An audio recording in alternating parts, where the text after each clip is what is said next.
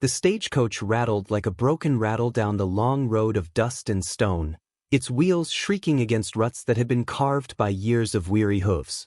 Inside, she clutched a folded paper as if it were a relic. The ink had blurred where her hand, damp with sweat, had rested too long. She pressed it against the swell of her belly, whispering as though her unborn child could hear, "Soon, love. Soon we'll have a place." But her voice broke against the rumble of the storm that gathered at the horizon. When the driver pulled his reins tight and barked that this was the last stop, she stepped down into a land she did not know. The air smelled of iron and dust, of thunder waiting to break. She stood alone by the wide platform of a station too quiet, the wrong name etched into the wooden sign overhead, though she didn't yet know it. The coach rolled away, leaving her with the groan of the wind and the weight of her child pressing forward. 3 men staggered from the saloon across the road, boots loose, laughter sharp. Their eyes found her like knives find soft cloth. She lowered her gaze, tugged her shawl tighter, whispered again to her belly. One man swayed closer, bottle hanging from his hand, grin jagged as a saw blade. "Look here," he said, his words thick. Pretty parcel dropped at the wrong porch. Her fingers trembled around the paper, the letter that had promised safety, marriage, a man who would claim her. But here, there was no claim but the cruel kind. She took a step back, skirts brushing dirt, pulse pounding in her throat. The men closed in. A sound cut the air, the sharp rhythm of hooves, steady as a heartbeat. From the road he came, a figure carved from dusk and storm. A broad-shouldered rider astride a bay horse, eyes shadowed beneath the brim of his hat. He did not shout. He did not hurry.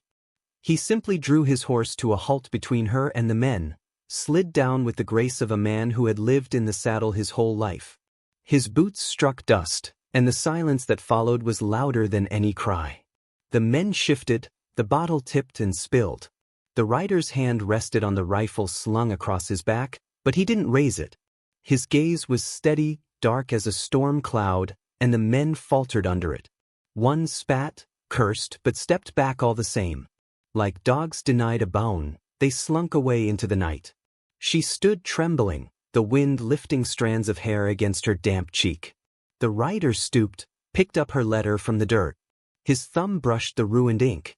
He glanced at her, then back to the page, then to the horizon where the men had vanished. His jaw tightened. Finally, he held out his hand, not in warmth, but in necessity. She hesitated only a breath before placing her hand in his. His grip was rough, calloused, yet it steadied her. The horse snorted, and he lifted her onto the saddle as though she weighed no more than a fallen shawl. He mounted behind, one arm a wall against the storm. Together they rode through the darkness, the sky flashing silver above them. She could hear his breath, even and calm, though her own came quick and broken. The letter crumpled in her fist, damp with rain and fear. The ranch house stood at the edge of the prairie, lantern light flickering like a lone star. The door groaned open beneath his hand.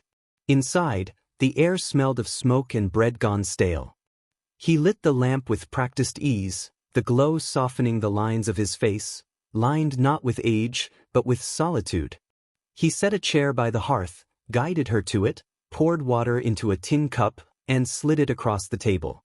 He spoke at last, voice low, almost reluctant. "We'll talk tomorrow." She sipped, though her throat shook.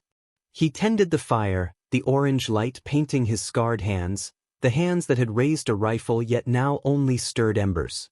When she lowered her eyes, she saw the boots left by the door, worn through at the toes. A life lived hard, alone. She clutched her shawl, shame prickling her skin. That night she woke to the sound of music, thin and broken. Through the crack in the door she saw him on the porch, the moonlight silvering his shoulders.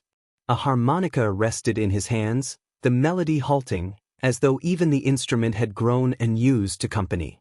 She pressed her palm against her belly and watched him, her heart aching with a strange, unnameable grief. Morning brought the smell of cornmeal and coffee. He stood by the stove, movements quiet, efficient. She rose, heavy with child, and offered to help. He hesitated, then stepped aside. She tried to knead dough, her fingers clumsy, the flower rising like pale smoke between them. He didn't laugh, didn't correct her, only worked beside her in silence, the small sound of their hands kneading filling the room. It was later, when the wind howled at the shutters, that she found the courage to speak.